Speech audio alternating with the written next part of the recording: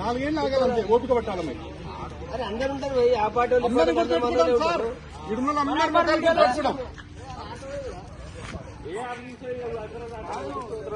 కొంచెమన్నా కాదు ఎవడం మూర్ఖుడు 60,000 చెప్తే ఇంకోటి మీకు సిగ్గు అనిపిస్తలేదా కొంచెం చెప్తుంది ఇవన్నీ. మీకు ఎప్పుడైనా నైట్లలో ఎవరు ఫ్లెక్సింగ్ దింపుది ఎవరైనా చేయదని మీకు ఎప్పుడైనా చెప్పినావా? మేము ఖర్చు ఎందుకు కట్టుకుందా మేము దొంగతనం చేస్తున్నాం.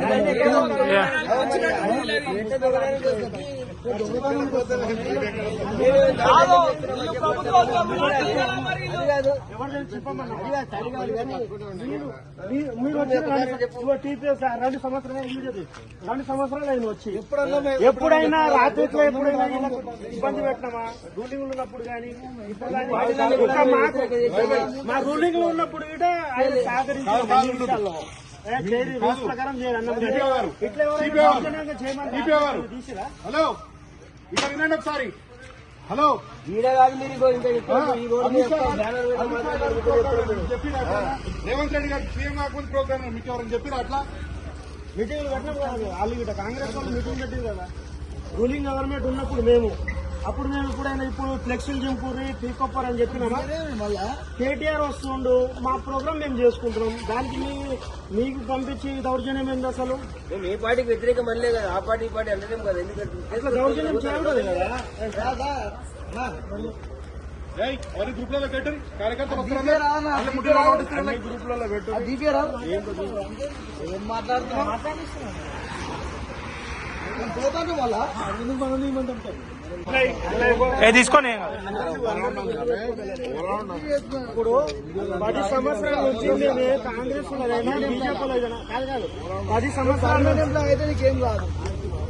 10 సంవత్సరాల నుంచి కాంగ్రెస్ వాళ్ళదైనా బీజేపీ వాళ్ళదైనా మేము ఎప్పుడైనా తీసినా మా తీపిచ్చినా మా గవర్నమెంట్ రూలింగ్ లో ఉన్నప్పుడు గిట ఈ చింపడం ఏంది తీయడం ఏంది పొలం చేయడం ఏంది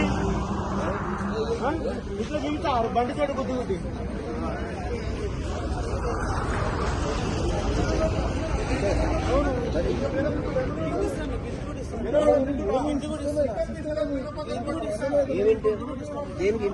దేనికి ఎవరికైనా సంవత్సరాల నుంచి మమ్మల్ని పైకి ఆర్డర్ చేసి అసలు ఎన్ని చేస్తున్నారు చింపడానికి అన్నము అయ్యా ఇవ్వడం లేదంటారా? లెక్క చింపవచ్చు అట్లా